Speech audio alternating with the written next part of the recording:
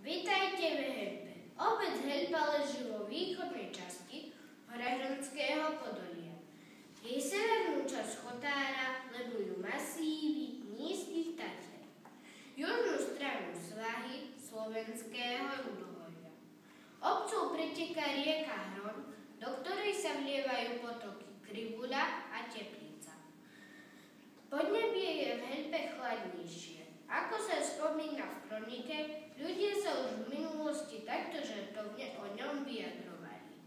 12 mesiacov je zima a to ostatnú je všetko leto. Veľkým bohatstvom našej obce sú lesy, ktorých prevládajú smreky. No nájdete v nich jedle, borovice, buky i brézy. V lete a na jeseň si v nich pochutnáte na malinách, jahodách, brusniciach či čučorietkách. Sú ukrytom srnče i jelenie zvery, ale žijú v nich aj líšky, kuly, lasice, medvede i vlky. Keďže sú naše lesy súčasťou Národného parku Nízke Tatry a Muránska planina, musíme sa o ne starať a chrániť ich. Naša obec vznikla v 16. storočí. Jej najstaršími obyvateľmi boli pastieri oviec Valasi. Prvými obyvateľmi, o ktorých sa píše, boli bratia Jakub a Peter Helpenský, ktorí mali 250 oviec. Helpa v tom čase patrila k Muránskému pánstvu. Ľudia z Helpy sa postupne začali venovať rolníctvu a drevorubáctvu. Do 17. storočia sa zachovala obecná pečať, podľa ktorej bol navrhnutý aj erb obce. Nachádza sa na ňu 5 kvetov podliakov na dlhých stolkách vyrastajúcich zo srdca. Okolo nich je folklóry ornament. V roku 1906 Helpu postihol veľký požiar.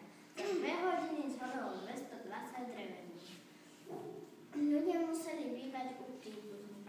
V jednom dome vtedy bývalo aj 45 ľudí. V tom čase veľa ľudí odišlo za prácu do Ameriky, Francúzska a mnohí z nich sa už nikdy nevrátili. Kedysi si ľudia v Helpe stavali domy z dreva, keďže ho mali okolo seba veľa. V dome bola izba, pitvor a väčším domom bola aj komora. Najstaršie domy sa nachádzali na výšnom konci, pri potoku Krivula. Ľudia boli oblečení v kroji, ktorý si sami šili. Dnes ho nosia len naše staré mamy.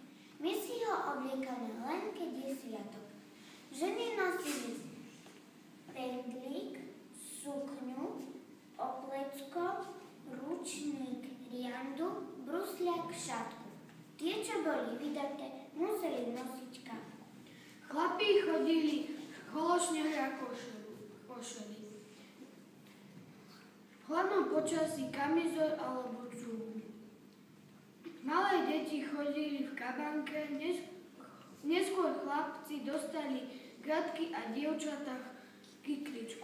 V našej obci sa až dodnes zachovali kultúrne pamiatky, na ktoré môžu byť jej obyvatelia pyšní. Patrí aj farská budova z roku 1811, kaplnka svätého Jana Nepomuckého, budova, ktorá slúžila na pivovar Muránskému pánstvu.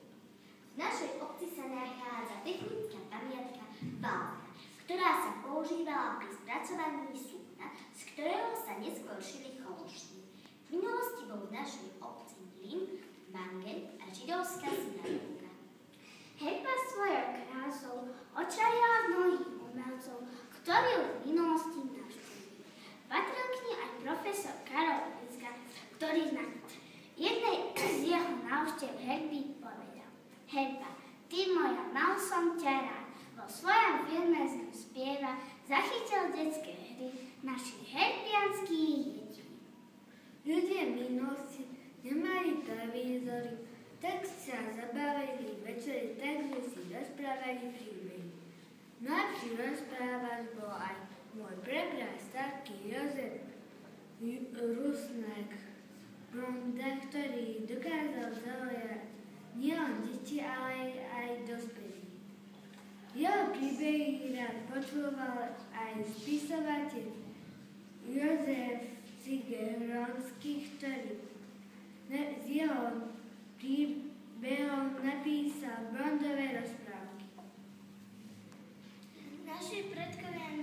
zanechali krásne piesne, tance a zvyky. Hoci sme ešte malí, snažíme sa ich aj my zachovávať. Učíme sa o obci, o jej minulosti. Radi spievame